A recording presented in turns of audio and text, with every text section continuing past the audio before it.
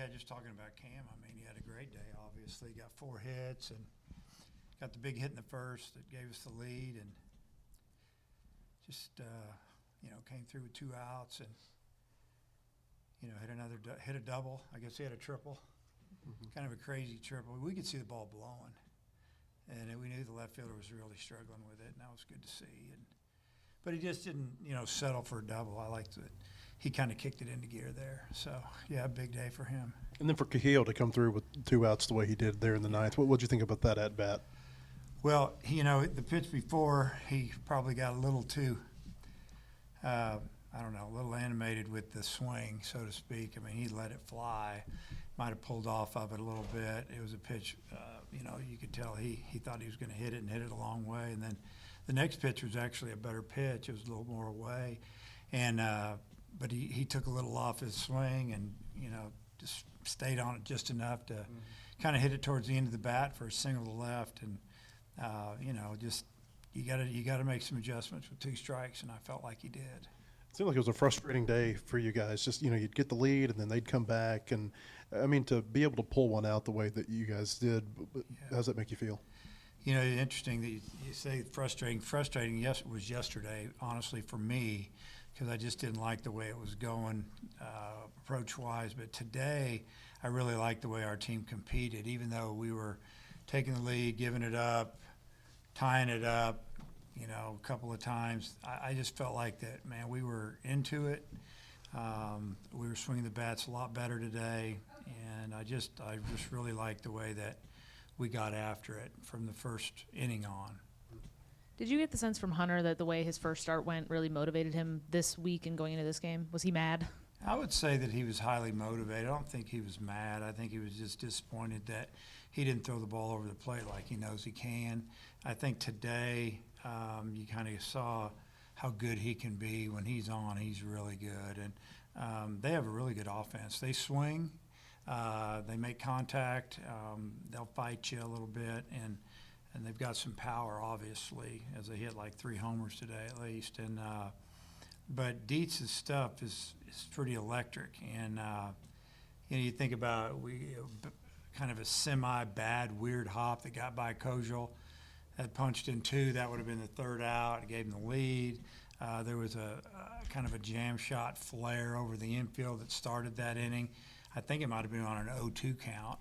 And so some things didn't go his way, but, I mean, he struck out 9 in 4 innings and, pretty much sat in the mid-90s, even his last inning. We really wanted him to go back out in the 4th, even though he threw a lot of pitches in the 3rd, because we're trying to get his pitch count up and built up. And, 80, 85 is what we were thinking, and I think that's about where he was. But I liked what I saw from Hunter today. You almost had an immaculate inning and a cycle in the same game. What did you think of Parker in that inning and then overall? Yeah, it was. It was pretty neat seeing the 8 in a row, and then I guess he fouled off that 9th one, hooked it down the line, and then he got him out or whatever. But if we'd had that in the same game along with the cycle, that would have been something else. Obviously, I've never seen it in the same game. I've never been a part of it. Been a part of the 9 pitches, 9 strikes, but in a few cycles, but nothing that special. Oliver let us know about Ruiz coming out with he said it was a calf, just precautionary. Yeah, it was tightened up. It was kind of tight. He said it was tight a little bit before the game. Then he got it all loose, and we just don't want to hurt anybody at this time of year. If we can take a little precaution, we are. And it was good to see Turner come in and get a hit, and he made a really nice read on that ball in the 9th too to run that ball down. He's, as you can tell, he's really fast. Him and Damien are probably about the same speed. They're really fast. Coach, your top 2 and your bottom 3 in the lineup went a combined 3 for 20 with 9 Ks. What production are you still looking for out of the ends of the lineup? Well, obviously the end of the lineup's got to get it going. That's about all I can say is they got to get it going. You got a freshman down there that is playing really good defense. You got an older player that, is battling a little bit, and it'd be nice if they'd start really contributing. I think Pompey got a big hit today that drove in a run, and I guess I don't know if they couldn't see the pickoff or not, but the way the umpire worded it was that it was just going to stand. Just talking to both of my people over there, they said there's no way that he was out. And even after the inning was over. So that was kind of strange. I'd like to go see that again. Did you guys see it? Mm-hmm. Was he out? Looked like it was going to be whatever was called on the field. Okay, so it was that close. Yeah. Yeah. And because I know we've got some pretty good technology that you'd think they'd get a good look. Just as long as I got a good look, I'm good with it. But, who knows where that inning would have gone. That was right after he got the hit, kind of talking about the end of the order guys. So anyway, I'm not going to go crazy over it yet. With Gibbler and Eves both pitching really well, how nice is it to have a lot of confidence in those guys come in at the end of the game and close it out? Well, it's good to know that we've got a bullpen full of guys that are going to come in and compete and throw strikes. I don't know if you guys realize this, but between Coyle and Eves, that was 55 pitches, and I heard they only threw like 6 balls between the two of them, which is unbelievable. So our guys are on their toes and they're ready to go in the field, and we played pretty good defense second half of the game. Hey, you mentioned Turner's play where he ran down that ball in the 9th inning, but then Brumbaugh, I thought he made a really nice play for you for the second out. They're both freshmen.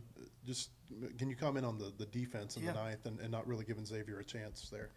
Yeah, that ball could have dropped in. Christian must have got a pretty good read on that, and then he ran right through that ball. Didn't slow down, didn't think about playing it on one hop. He just went and got it, and I think there was 1 out at the time, maybe. So that was a good play.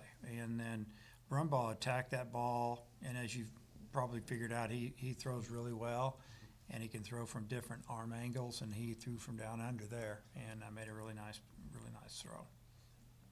Cam, this is 2 times this year when you think about the Texas Tech game last week where he's really come through for you in the clutch. What does that say about him?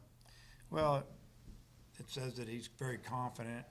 He's got a lot of experience with last year, and he's seen the ball good. He's just you got to be good, but you got to be a little lucky too. You got to hit balls where they're not. You look at what Helfrich did today. He got 2 hits. Could have easily had 4. He lined out up over the middle, and the second base made a diving play. He's playing out, with a shift, and then he smoked that ball in the top of the 9th or the bottom of the 9th. But Koshel's he's swinging it good. He gives us some really good at bats, and he'll fight you a little bit, and that's what we like. You mentioned you've been through a few of these now with cycles. Is there any type of common denominator in a game where a guy gets the cycle? Yeah, you got to get a triple. That's the hardest thing to get, and he got it. Once he got the triple, then you start thinking about it a little bit. Okay, he's got a chance, and maybe that's why he was running so hard from the get-go.